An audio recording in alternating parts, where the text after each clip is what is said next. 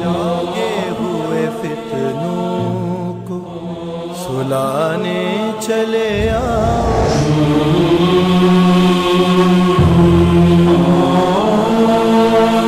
قادر مطلق کی تم ہی آخری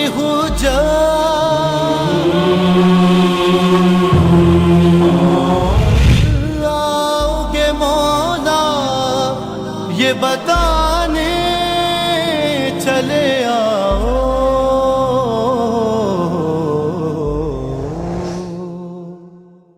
اعوذ باللہ من الشیطان الرجیم بسم اللہ الرحمن الرحیم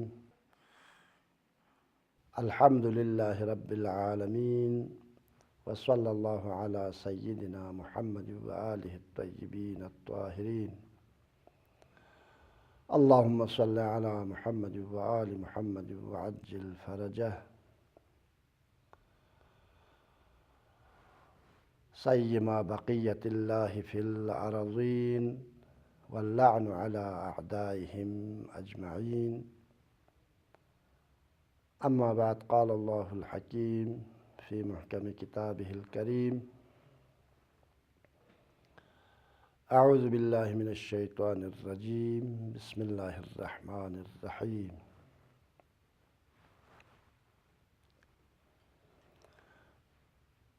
وَلَقَدْ كَتَبْنَا فِي الزَّبُورِ مِن بَعْدِ الذِّكْرِ أَنَّ الْأَرْضَ يَرِثُهَا عِبَادِيَ الصَّالِحُونَ إِنَّ فِي هَذَا لَبَلَاغًا لِقَوْمٍ عَابِدِينَ وَمَا أَرْسَلْنَاكَ إِلَّا رَحْمَةً لِلْعَالَمِينَ صدق اللہ العلی العظیم۔ پچھلے درس میں تفصیل سے بیان ہو چکا ہے کہ امام زمانہ عجل اللہ تعالیٰ فرجہ الشریف کے پردہ غیبت میں جانے سے پہلے، یعنی غیبت صغریٰ کے زمانے میں، غیبت کبریٰ میں جانے سے پہلے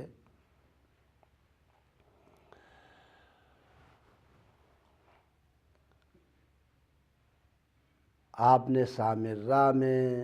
زندگی گزاری اپنے والد گرامی کے ساتھ،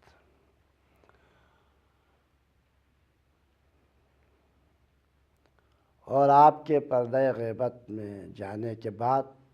یعنی غیبت صغریٰ کے آغاز کے بعد، دینی اور سماجی اور معاشرتی مشکلات کو حل کرنے کے لیے نوابین کا سلسلہ شروع ہوا، اور 4 خصوصی نائب یک کے بعد دیگر نیابت کی ذمہ داری کو نبھاتے رہے،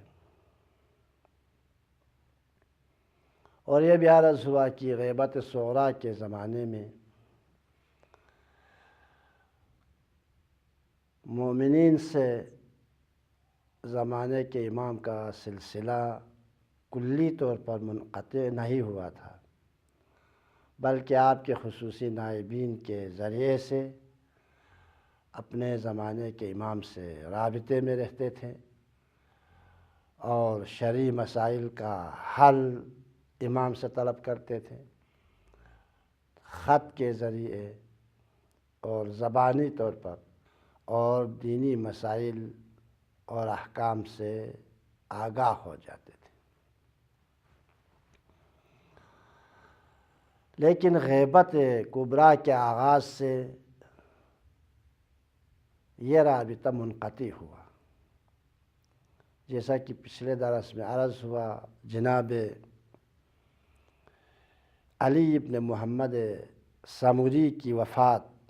یعنی 329 ہجری کے بعد امام زمانہ عجل اللہ تعالی فرجہ الشریف غیبت کبریٰ میں چلے گئے، اور آپ کے غیبت کبریٰ کا زمانہ اور سلسلہ شروع ہوا۔ لیکن غیبت کبریٰ کے زمانے میں زمانے کے امام نے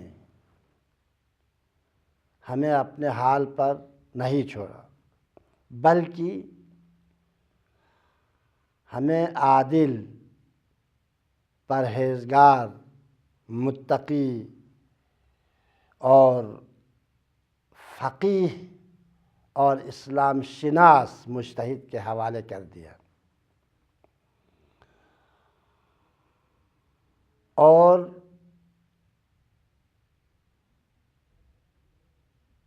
فقہا کی پیروی کی تاکید کی۔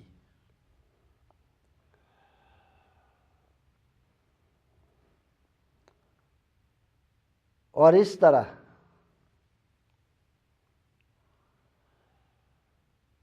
نیابت کا ایک اور سلسلہ جسے نیابت عامہ کہا جاتا ہے شروع ہوا، اور واقعاً امام زمانہ عجل اللہ تعالیٰ فرجہ الشریف کی غیبت صغریٰ کے آخری ایام میں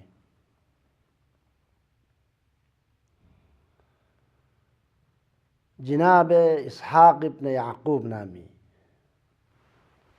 امام حسن عسکری علیہ السلام اور امام زمانہ عجل اللہ تعالیٰ فرجہ الشریف کے صحابے نے امام زمانہ کی خدمت میں ایک خط لکھا، جس میں متعدد سوالات پوچھے گئے، چونکہ یقین ہو چکا تھا کہ غیبت کبریٰ کا زمانہ شروع ہونے والا ہے، لہٰذا اس میں متعدد سوالات اٹھائے گئے مختلف مسائل کے حوالے سے، اور ان میں سے ایک مسئلہ یہ تھا، سوال یہ تھا کہ غیبت کبریٰ کے زمانے میں ہم اپنے مشکلات کے حل کے لیے کس کی طرف رجوع کریں؟ تو امام زمانہ عجل اللہ تعالیٰ فرجہ الشریف کی طرف سے ایک توقیع صادر ہوئی، ایک خط صادر ہوا، اس میں اسحاق ابن یعقوب کے سوالات کے جوابات دیے گئے تھے، اور انہی جوابات کے ضمن میں اس سوال کا جواب کہ غیبت کبریٰ کے زمانے میں ہم اپنے دینی شرعی مسائل کے حل اور اسی طرح اجتماعی اور انفرادی مشکلات کے حل کے لیے کس کی طرف رجوع کریں۔ تو امام نے اس سوال کے جواب میں یوں تحریر فرمایا، وَأَمَّا الْحَوَادِثُ الْوَاقِعَةُ فَارْجِعُوا إِلَىٰ رُوَاةِ حَدِيثِنَا، اور آئندہ پیش آنے والے واقعات اور حوادث اور نئے مسائل اور جدید مسائل کے حل کے لیے فارجعوا الی رواة حدیثنا، ہماری حدیث کے راویوں کی طرف، یعنی فقیہ اور مجتہد کی طرف رجوع کریں۔ کیوں؟ پھر فرماتے ہیں فَإِنَّهُمْ حُجَّتِي عَلَيْكُمْ، راویان حدیث، علماء اور فقہاء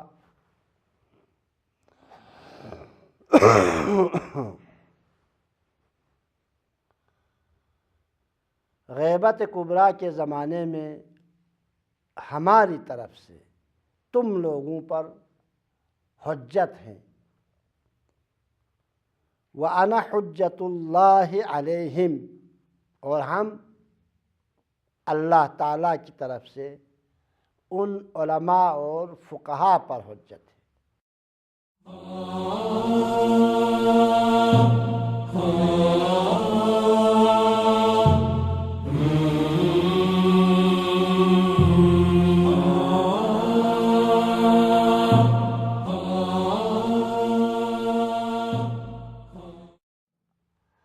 زمانہ غیبت کبریٰ میں اپنے دینی اور دنیاوی مسائل کے حل کے لیے پیش آنے والے نئے مسائل کے حل کے لیے اور واقعات اور حوادث کے حل کے لیے، اجتماعی اور انفرادی مسائل کے حل کے لیے راویان حدیث کی طرف مراجعہ کریں، علماء اور فقہاء کی طرف مراجعہ کریں۔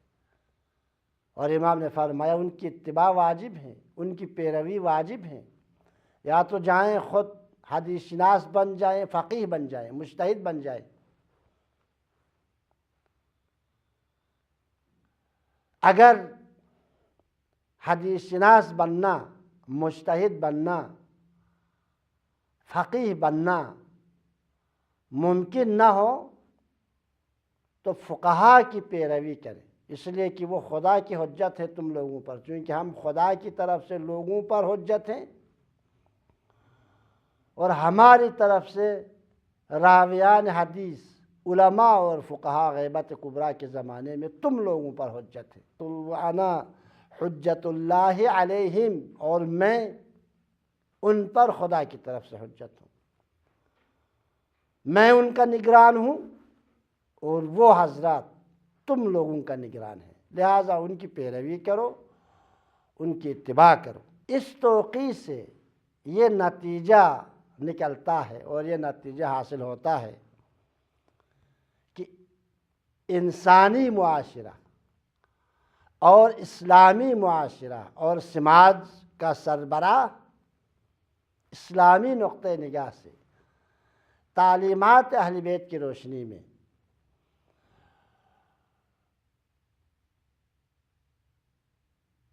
خدا کے حجتوں کے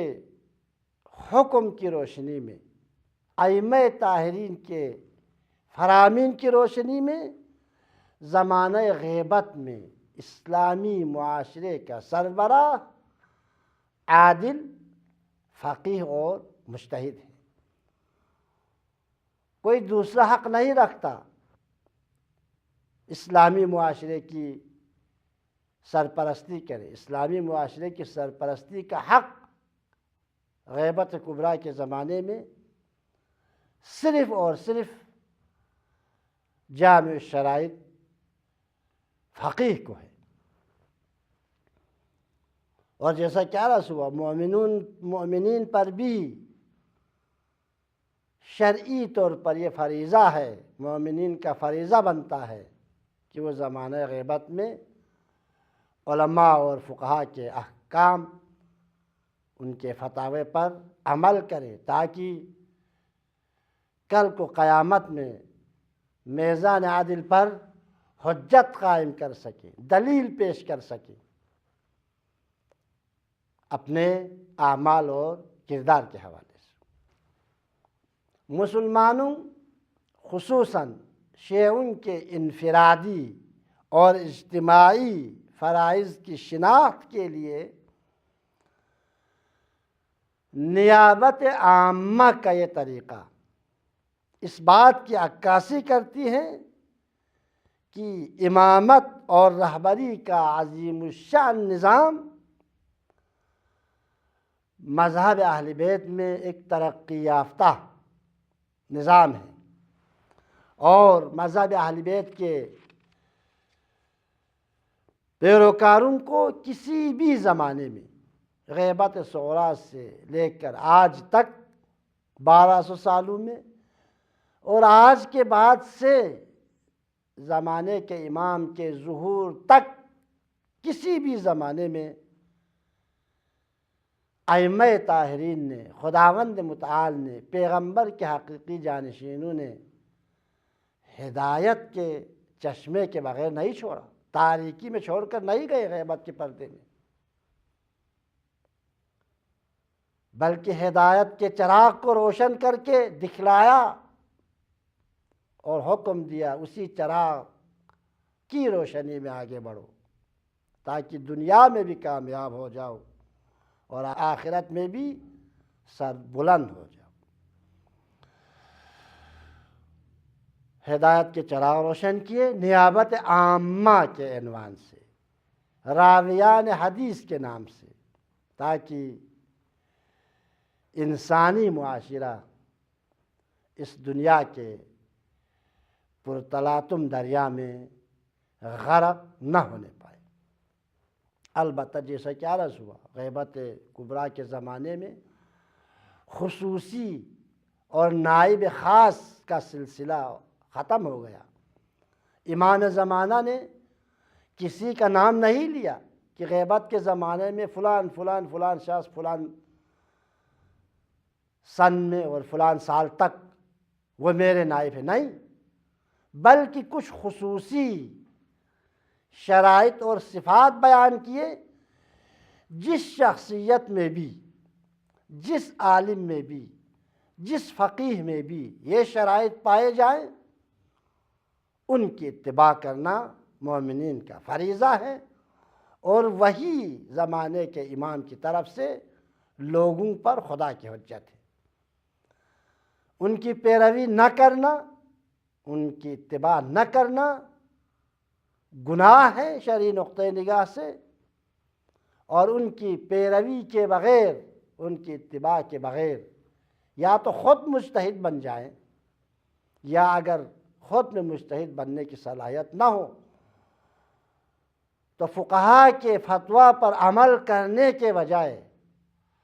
اپنی ذہنی تراوشوں پر اپنی فکر کے مطابق اگر کوئی عمل کریں تو وہ صحیح طریقے سے بھی وہ عمل احکام الہی انجام پایا ہو، نماز کو صحیح طریقے سے انجام دیا ہو، روزے کو صحیح طریقے سے انجام دیا ہو، اس کی عبادت وہ صحیح نہیں ہے، چونکہ اس میں وہ شرط نہیں ہے۔ تقلید کے بغیر جو اعمال بجا لائے گا، عبادت بجا لائے گا، وہ قابل قبول نہیں ہے۔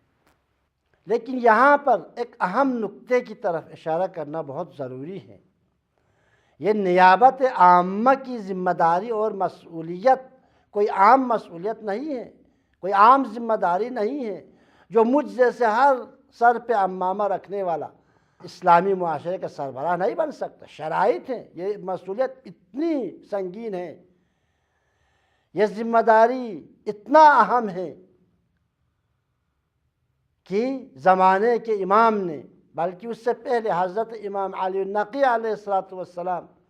اور حضرت امام حسن عسکری علیہ السلام دونوں نے زمانہ غیبت میں راویان حدیث کے شرائط بیان کیے ہیں۔ اگر کسی میں یہ شرائط پائے جائیں تو اس کی پیروی کر سکتا ہے، لیکن اگر ان شرائط میں سے ایک بھی شرط نہ ہو تو کسی بھی صورت میں ولو وہ مجتہد ہو، عالم دہر ہو، وہ اجتہاد کر سکتا ہے، استنباط کر سکتا ہے، سب کچھ کر سکتا ہے، اپنے زمانے کے سب سے پڑھا لکھا آدمی بھی ہے، دینی مسائل سے آگاہ بھی ہے، لیکن دوسرے شرائط نہ ہو تو اس کی پیروی اور اس کی تقلید جائز نہیں ہے۔ یہ شرائط اس میں موجود ہوں، چونکہ مسئولیت سنگین ہے، ذمہ داری بہت باری ہے، لہذا ہر کس و ناکس کی تقلید نہیں کر سکتا۔ اسی لیے طول تاریخ میں فقہا نے فتویٰ دیا ہے، مجتہد جامع الشرائط جو ہر لحاظ سے سب سے اعلم ہو، ہر لحاظ سے صرف اسی کی تقلید کر سکتا ہے۔ بہت سنگین اور بہت ہی بھاری ذمہ داری ہے، لہذا اس ذمہ داری کو نبھانے والے شخص کے لیے فقیہ ہونا، اسلامی احکام میں دین شناس ہونا ضروری ہے۔ دین شناس ہونا فقط کافی نہیں ہے، بلکہ عادل ہونا کافی نہیں ہے، متقی اور پرہیزگار ہو، متقی اور پرہیزگار ہونا کافی نہیں ہے، بلکہ احکام الہی کی حفاظت کرتا ہو، قیاس و استحسان کے بنیاد پر حکم صادر نہ کرتا ہو۔ اسی لیے روایت میں قید کر دیا، راویان حدیث، ائمہ کی احادیث سے استنباط کرتا ہو، قرآن اور سنت سے استنباط کرتا ہو، اپنے ناقص عقل کے مطابق فتویٰ صادر نہ کرتا ہو۔ شرط ہے یہ، قیاس و استحسان باطل ہے، قیاس و استحسان کے بنیاد پر جو فتویٰ صادر ہوتا ہے وہ فتویٰ قابل قبول نہیں ہے۔ ان احادیث کی روشنی میں فقیہ ہو، استقامت رکھتا ہو اور تقوی اور پرہیزگاری رکھتا ہو، عادل ہو، دین کا محافظ ہو، ہوائے نفس کا مخالف ہو، اور اپنے مولا اور آقا زمانے کے امام کے اوامر اور حکم کی پیروی کرنے والا ہو۔ خود مجتہد کے لیے ضروری ہے جو ائمہ سے احکام، جو پیغمبر اکرم قرآن و سنت میں جو احکام ثابت ہیں ان کی خود پیروی کرے پہلے۔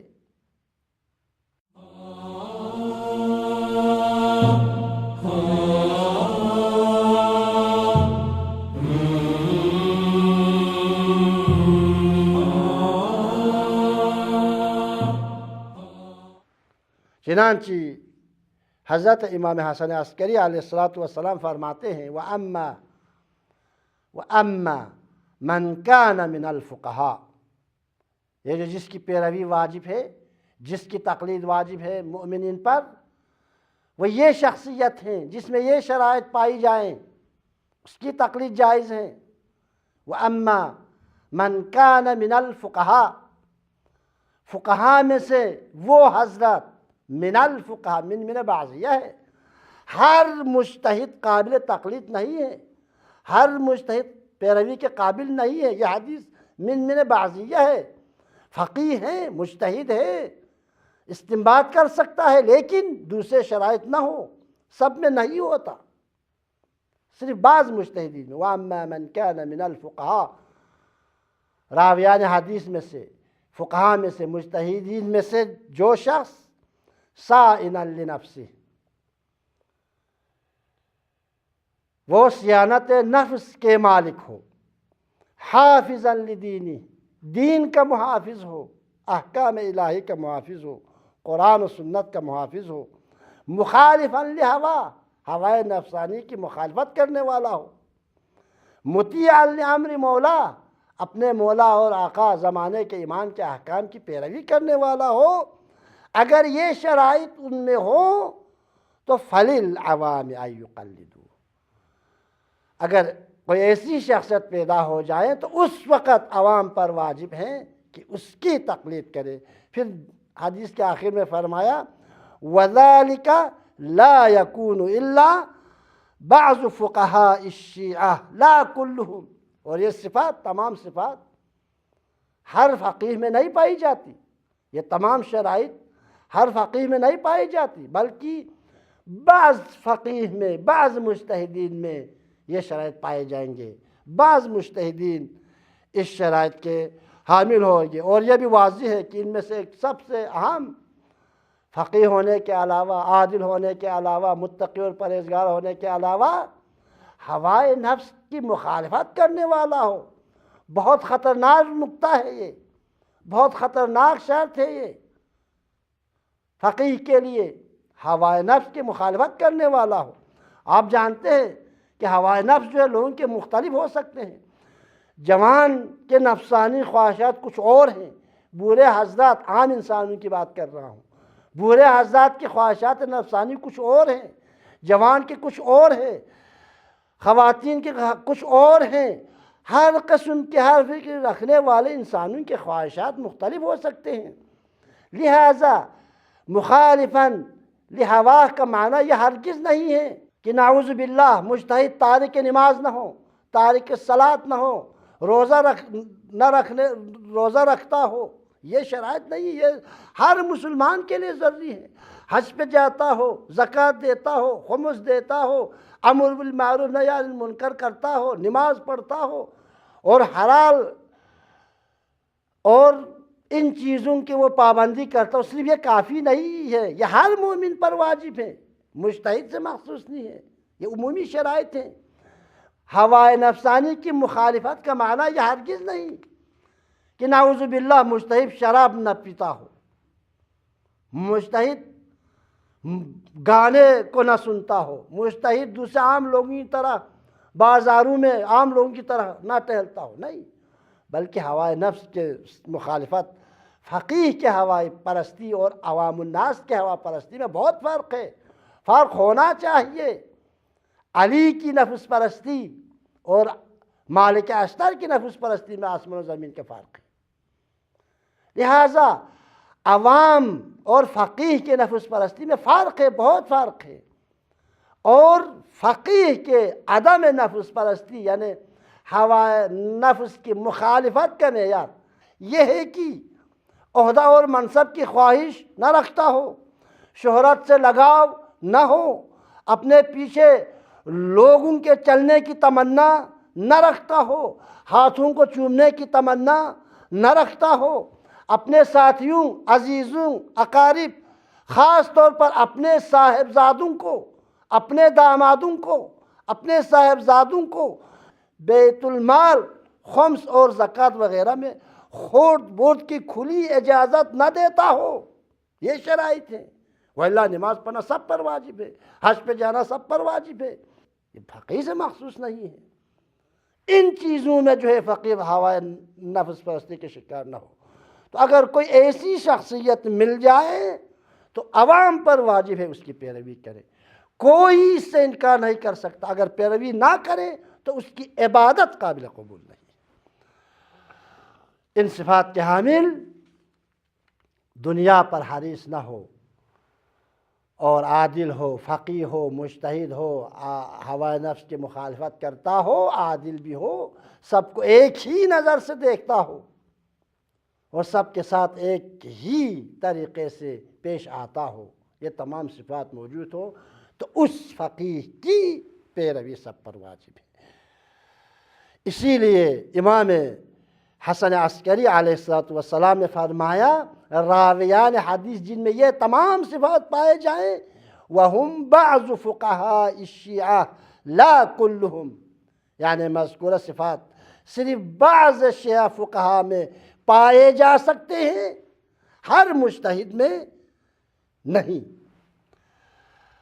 اور اگر ایسا فقیہ ہو تو ان کی پیروی واجب ہے اور ان کی ذمہ داری اور مسئولیت بھی اتنا سنگین ہے، لہٰذا ان تمام شرائط کے حامل فقیہ اور عالم کی پیروی سب پر واجب ہے۔ اور یہی فقہا اور علماء ہیں جو اصل غیبت میں مسلمانوں کو گمراہ ہونے سے بچاتا ہے۔ علماء کی اہمیت واقعاً فقیہ بن جائیں تو امام معصوم کے حضور اور غیبت میں کوئی فرق نہیں کرتا، لیکن فقیہ کے لیے شرط ہے واقعاً وہ راوی حدیث کے ان تمام شرائط کے حامل ہو۔ اور ایسی شخصیتوں نے 1400 سالوں میں اسلام کو بچایا ہے، اسلام کی محافظت کی ہے، مذہب اہل بیت کو بچایا ہے، مکتب اہل بیت کے پیروکاروں کی جان و مال اور آبروں کی حفاظت کی ہے۔ اگر آج مذہب اہل بیت ہم تک پہنچا ہے تو ایسی صفات کے حامل فقہاء کی وجہ سے، شیخ مفید کی وجہ سے، شیخ صدوق کی وجہ سے، کلینی کی وجہ سے، علامہ حلی کی وجہ سے، شہید اول کی وجہ سے، شہید ثانی کی وجہ سے، شہید صدر کی وجہ سے، امام خمینی کی وجہ سے، سید خوی کی وجہ سے، اس قسم کے فقہاء کی وجہ سے ہم تک آج مذہب اہل بیت پہنچا ہے۔ ان کی پیروی سب پر واجب ہے، لیکن یہ ان شرائط کے حامل ہو۔ اگر یہ شرائط نہ ہو تو تقلید جائز نہیں ہے۔ اس حدیث کی روشنی میں یہ حدیث صحیح سند اور سب کے پاس قابل قبول حدیث میں سب اپنی کتابوں میں نقل کرتے ہیں۔ اور یہی فقہاء ہے جو 1400 سالوں سے اسلام محمدی کی محافظت کی ہے، مذہب اہل بیت کی محافظت کی ہے۔ چنانچہ حضرت امام علی النقی علیہ السلام فرماتے ہیں، اور یہ حدیث امام حسن عسکری علیہ السلام سے بھی نقل ہوئی ہیں، دونوں باپ بیٹے فرماتے ہیں لولا من یبقى بعد غیبت قائمکم علیہ السلام، اگر ایسے علماء اور فقہاء نہ ہوتے جو قائم آل محمد کی غیبت کے زمانے میں لوگوں کو ان کی طرف دعوت دیتے، وَالدَّالِّينَ إِلَيْهِ، اور ان کو اپنے امام زمانے کے امام کی معرفت کی طرف ہدایت کرتے، اگر ایسے فقہاء نہ ہوتے آج سے غیبت میں، وَالذَّابِينَ عَنْ دِينِهِ بِحُجَجِ اللَّهِ، اور اگر یہ علماء نہ ہوتے جو خدا کی حجتوں اور دینی مستحکم دلائل اور احکام کی حمایت نہ کرتے یہ فقہاء، والمنقذین ضعفاء عباد اللہ من شباک ابلیس و مراداتہ، اس غیبت میں جو اللہ کے بندوں کو شیطان اور شیطان صفت انسانوں اور ومن فخاخ النواسب، اور ناصبی اور اہل بیت کے دشمنوں کے شر اور ان کے جال سے نجات نہ دیتے، تو امام علی النقی اور امام حسن عسکری فرماتے ہیں زمانہ غیبت میں، غیبت کبریٰ میں اگر ایسے علماء نہ ہوتے تو لما بقی احد الا ارتد عن دین اللہ، تو پھر دین خدا پر کوئی بھی مومن باقی نہ رہتا، کوئی مسلمان حقیقی دین پہ باقی نہ رہتا، سب مرتد ہو جاتے۔ غیبت کے زمانے میں اگر لوگوں کا ایمان محفوظ ہے تو شیخ مفید جیسے فقیہ کی وجہ سے، شیخ صدوق جیسے فقیہ کی وجہ سے، امام خمینی جیسے فقیہ کی وجہ سے، سید خوی جیسے فقیہ کی وجہ سے، لہٰذا ان کی پیروی واجب ہے، اور ان صفات اور شرائط کے حامل مجتہد کی تقلید واجب ہے، اور مجتہدین پر بھی واجب ہے یہ شرائط اپنے اندر پیدا کرے تب رسالہ لکھے، اس سے پہلے رسالہ عمل لکھنے کا حق نہیں ہے۔ خداوند متعال کی بارگاہ میں ہم دعا کرتے ہیں کہ ہم سب کو اسلامی تعلیمات کو سمجھنے، ان میں غور کرنے، فکر کرنے، دقت کرنے، سمجھنے اور ان پر عمل پیرا ہونے کی توفیق عنایت کریں۔ والسلام علیکم ورحمۃ اللہ وبرکاتہ۔